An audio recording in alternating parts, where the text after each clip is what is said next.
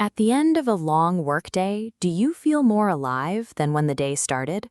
Most professionals collapse on the couch, entirely depleted, needing to decompress from the stress of trading their peak physical hours for a paycheck. This mechanical cycle defines the concept of making a dying. To see this chart is to see the math of modern employment. Out of 168-hour week, you block out 40 hours for work. Add 10 hours for the commute. Add 5 hours for stress recovery. National survey data confirms that only 43% of Americans actually like the job requiring this sacrifice. Money represents a direct, tangible translation of finite human existence. You trade your life energy for it. We can quantify this constraint. Actuarial data shows that an average 40-year-old has 349,763 hours of life remaining. Factoring in bodily maintenance, sleeping, eating, and basic hygiene cuts that number in half. You are left with exactly 174,882 hours of discretionary life energy.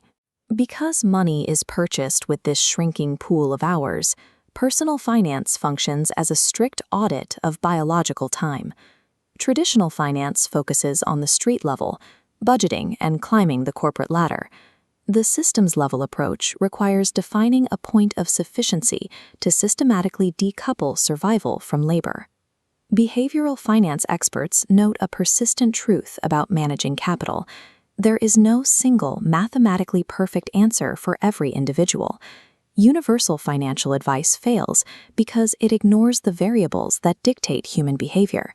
Your risk tolerance, your psychological blind spots, and your subjective definition of fulfillment dictate whether a financial strategy will hold up under stress.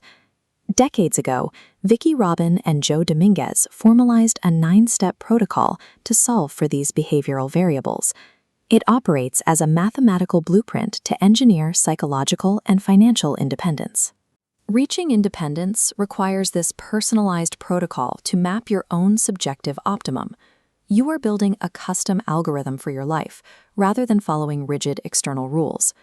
Step 1 of the protocol is the lifetime audit. You calculate every cent you have ever earned against your current liquid and fixed assets, minus your debt. This exercise often reveals a massive discrepancy between lifetime earnings and retained wealth. The goal is to establish a cold, empirical baseline of your historical financial efficiency. Step 2 targets the illusion of the salary. The standard calculation, dividing your weekly pay by 40 hours, is deeply flawed. To find your real hourly wage, you must subtract work-related costs from your income and divide that result by your total work and work-adjacent hours. Work-adjacent hours and hidden costs bleed your yield. You must deduct the cost of commuting gas, professional wardrobes, convenience meals, and the hours you spend decompressing. Consider a worker earning a median $30,000 salary. Once you subtract $80 a week for the commute and add the 5 extra hours spent traveling and recovering, the math forces the real output down to roughly $16.50 an hour. Applying the real hourly wage restructures your entire consumer framework. Purchasing decisions shift from the vague question of, "Can I afford this?" to the precise calculation of, "Is this item worth 5 biological hours of my life?" Step 3 is micro-tracking. You track every cent that enters and exits your life. This halts the nickel and diming syndrome, where capital drains away through unconscious, low-value transactions. Step 4 maps these tracked variables against the fulfillment curve. This chart measures money spent on the x-axis against fulfillment on the y-axis. Initially, the correlation is absolute. Spending money on survival and basic comforts yields a steep, immediate rise in fulfillment. The system has a psychological limit. The curve plateaus at luxuries, hitting a definitive peak. Studies routinely place this sufficiency mark around $75,000. Past this node, each additional purchase requires more maintenance, adding stress rather than satisfaction. This zone is labeled clutter. The philosopher John Stuart Mill observed that men do not desire to be rich, only to be richer than other men. When wealth is measured relatively against the status of a peer, the fulfillment horizon constantly recedes. To prevent this, every tracked expense category must pass 3 audit questions. Did I receive fulfillment proportional to the life energy spent? Is this expense aligned with my core values? And would I still spend this money if I didn't have to work? Quantitative tracking, subjected to the logic of the fulfillment curve, acts as a firewall. It stops the negative return on life energy caused by unconscious consumerism.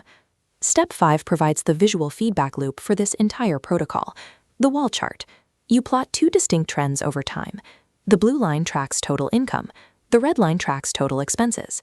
The space that opens up between these two lines is your savings. This is stored potential energy. It represents future optionality and freedom of movement. Step 6 requires a mastery of creative frugality. The broader consumer economy depends on constant growth and a target of 2% annual inflation. It is a system designed to pressure you into disposing of your income. Frugality is frequently misinterpreted as deprivation, but its Latin roots translate to value and enjoyment. A frugal person maximizes their joy-to-stuff ratio. They extract the absolute limit of utility from what they already own. This requires rigorous tactical execution.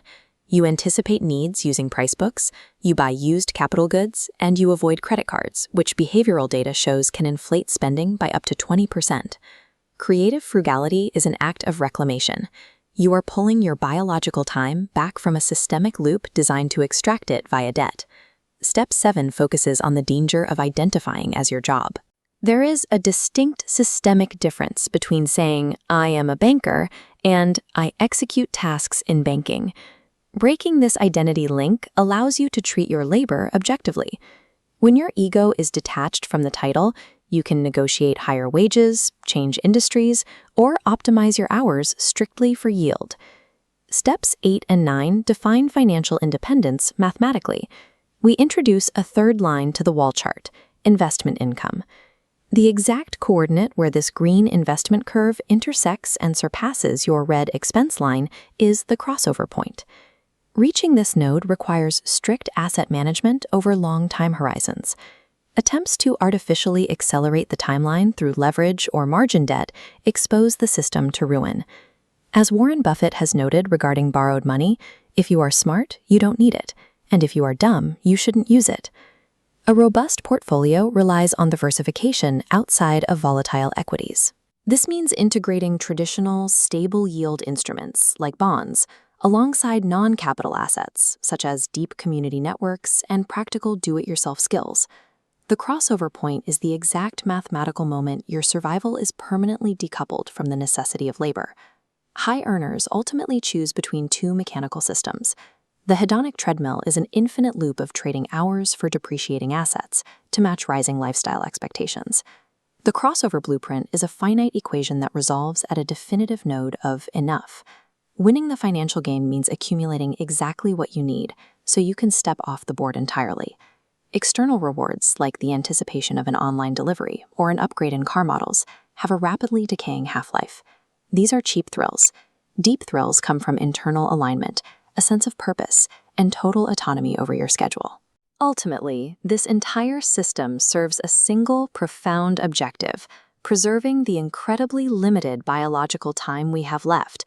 By auditing your fulfillment curve and applying your real hourly wage to every transaction, you stop trading your life for money. You finally utilize money to buy back your life.